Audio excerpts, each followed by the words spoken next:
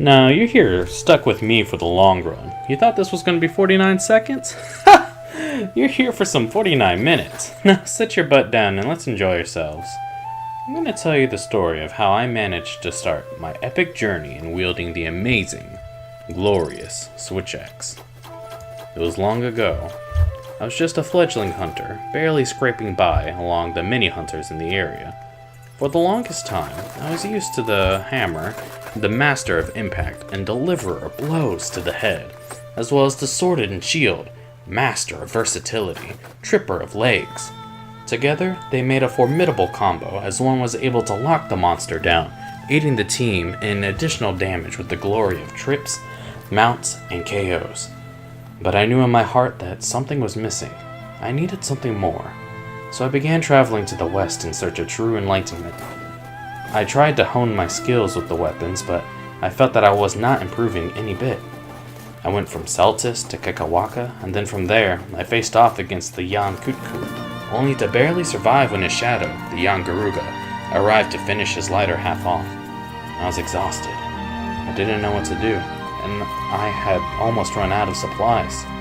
And that was when I heard some noises of a hunter and a monster fighting off in the distance. He might need some help, I thought to myself, so I ran over to the source of the noise, and that was when I saw it. An older man with a mysterious weapon that I had never seen before, facing off against the mighty Naharala. His motions flowed like water, while his blows impacted the monster like artillery to the castle wall.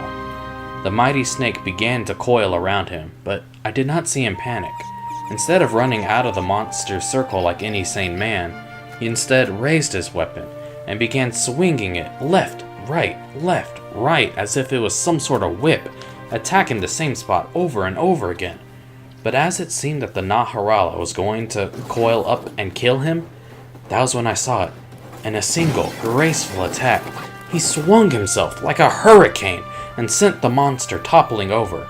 As he did so, the axe part of his weapon slid into the handle to reveal a mighty sword in one sweep. The old man glided to the monster's head, delivering blows filled with pure energy. And then when it seemed like the monster was about to get up, he stabbed it and held his blade up to its chest, sending unparalleled amounts of energy to it, ending in an explosion. What was this? Who was this man? What was the weapon he was using? I remember that even though he was focused on the monster, he knew I was there. I can remember his words to this day. I know that you're there, young one. You can come out. I barely managed to get out to him, but I was still exhausted from my journey. He walked over to me and handed me a mysterious fluid I had never seen before. Drink up. It will make you feel much better.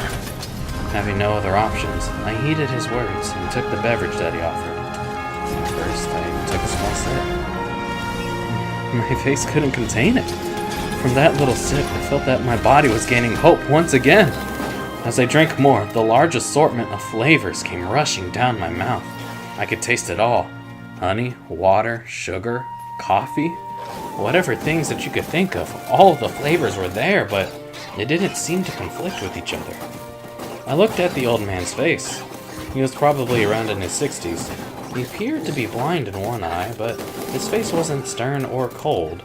Instead, it was a face that seemed to want to invite people over for tea.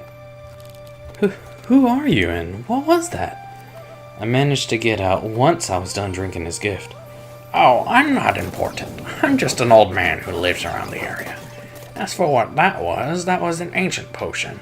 It's a recipe that's not very well known these days, but I firmly believe that every hunter needs to pack one, or at least the materials to craft one, just in case if something goes wrong.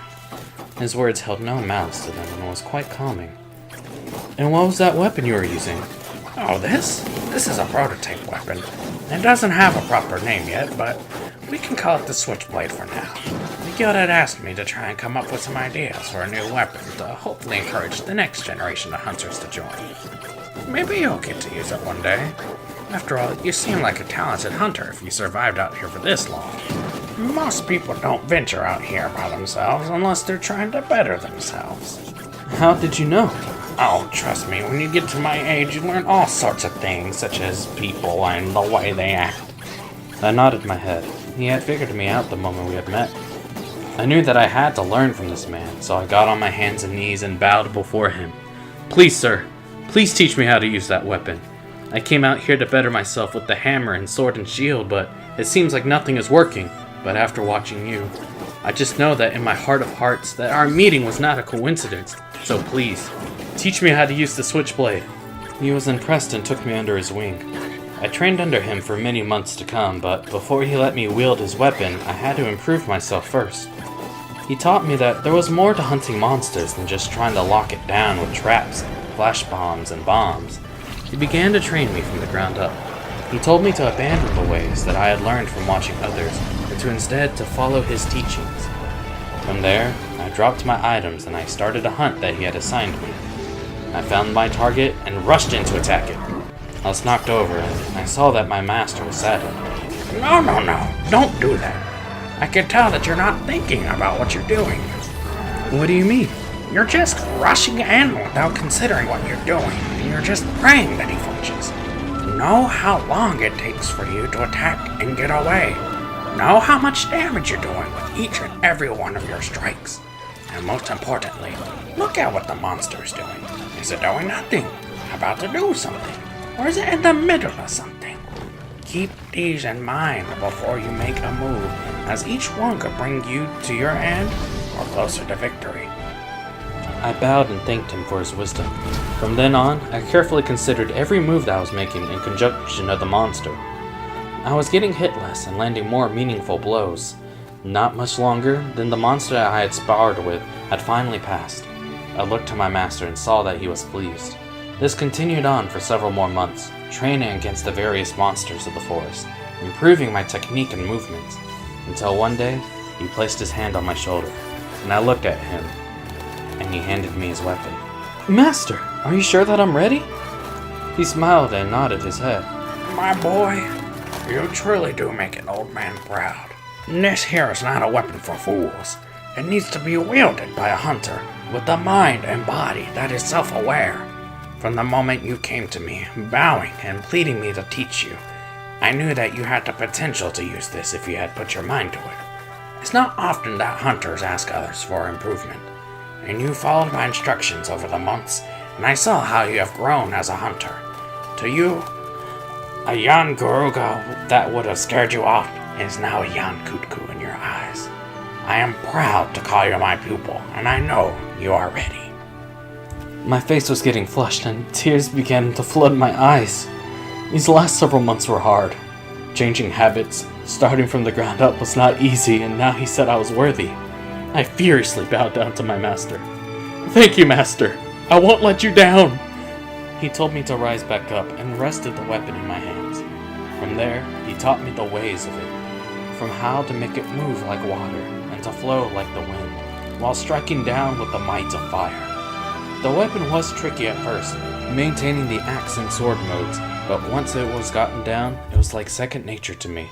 Just like the sword, master of versatility, the hammer, master of impact, and now, the switchblade, master of fluidity. Everything was great, learning and training under him. We were fighting another Yan Kutku so that we can use the materials to help out a nearby village. Within moments, the monster was down and we began dragging it to our destination. It truly felt like that nothing could take us down. But as we were traveling, we were stopped by a monster in the middle of the road. It was a young Garuga. The words that my master had told me back then rang even stronger now today. I smirked and started to run towards the monster. Let's get this one quick, master. But my master did not run as I did. Wait! There's something wrong with that monster! I was distracted and it leapt toward me with its sharp beak. I managed to duck under it, but the monster ran me over. My body tumbled over and I saw my master beginning the fight with it. I got back up and started to run towards the battle. He saw me running towards him. Wait! Stay back! At that moment, the Garuga roared and slammed his tail against him. The poison that came out of it was much darker in color. And that was when I noticed that this Garuga wasn't like the others. Its hide had green tints to it as if it was ill, but then it turned to face me. Its face was already broken, despite us beginning the fight, and it was missing an eye. The one eye it had looked at me with had an extreme murderous intent. I drew my weapon and began the battle with the beast. It was like the Garuga, but its attacks were much more calculated and cunning. I switched back and forth between the axe and the blade, keeping the pressure up against the monster. From the glimpses of my eye as the battle wore on, I saw my master, who was first struggling with patching himself up, moving slower and slower. I had to get to him. I managed to mount the monster and down it, and in one fluid motion, just as I saw my master on that first day, I swung the axe with the might of a hurricane, smoothly transitioning to the sword, where I stabbed its beak, pressing forward and unleashing all the energy into one final explosion. The monster was dead. I ran over to my master, but it was too late. I saw numerous empty potion bottles that he had consumed, but the only one left was the ancient potion. I held his body tightly and wept for hours. Once I was done crying, I saw that he had scribbled a note in his hand. I took it and read it. My dearest pupil, my time is short and is fleeting. Please take the schematics of the weapon to the guild. I know that you can overcome this, but I had wanted you to stop and think before charging in. It's easy to get overconfident after doing so well for so long. I didn't use the ancient potion just in case if you needed it. You're the one that I am proudest of in my life, and I know that you'll be able to do anything. He had given up his life just to ensure that I had survived. Don't worry, Master. I'll make you proud, and I'll always make you smile as you watch over my hunts from the heavens. I wrapped him in cloth before taking all the fallen to the village. They saw me come alone and wondered where the master was. I held him up, and everyone fell silent. I had explained what had happened to the village elder, and he began to set up a proper funeral for him. We laid his body on top of wood and set the pile ablaze so that his body can reunite with his soul in the heavens. I gave one last bow and thanked my master for everything. From there, I ventured back to the guild to give them the schematic of the weapon. Where did you get this? The guildmaster questioned me. I could tell from his voice that this was supposed to be a secret. I told him the events that had transpired, and he fell silent. I could tell that he was muttering some prayer. After he had his moment, he took a look at it and seemed impressed. So, what do you call this thing? There's no name on these blueprints. This took me by surprise, although I thought back to all the times he had mentioned the weapon, but he only called it by the name the Switch Sword once, and that was because he was asked about it on the spot. I still needed a proper name. I thought back to when I first saw him using it, the very move that awed me when I saw him. It was used by the axe to switch into the sword. It's called the Switch Axe. Switch axe, Sounds very impressive for sure. Thank goodness it's called that and not a switch blade. The guild is already developing a charge blade, and we already have dual blades. No need to get monotonous with the blade. From there on, he asked me to take on an urgent quest to tackle Jagras, because he had a hunch that I could handle it to finally rank up. From there, the rest is history. Happy April Fools, guys, and thanks for listening to that story. The story of the first Switch Axe. Oh, goodness. Honestly, I don't know why I did this. Like, this is literally a last minute April Fool's joke. This is being done and recorded at like 2:12 a.m. April Fool's Day. It took me as you could tell, it took me 49 minutes to get the Great Jagras run going. And then top it off, it took me about like another hour and a half to just quickly write up the story, and then like another hour or so to get it properly recorded. So for those of you who stayed, thank you, and for those of you a little pissed off that it's not 49 seconds, but is instead 49 minutes, I'm sorry, but you know what, it's April Fools, it's just the nature of things, and you know you're going to be seeing those sorts of silly stuff today. But again, like I said, thank you for tuning into this little, very rushed short story. Honestly, I kind of like rushing these things out, and by that I mean, like, how should I say it? I guess you could kind of tell by all the other speedruns, like, typically, like, the first clean run, or not even clean run, the first fastest run I get, I upload it without considering how clean it is. And that's kind of the same with the story. It's not clean at all. I had to edit it a couple of times on the way in. But alright, well, I've taken enough of your time, so I hope y'all guys have a wonderful day, and watch out for those other pesky pranks. And this is Lumini. See ya.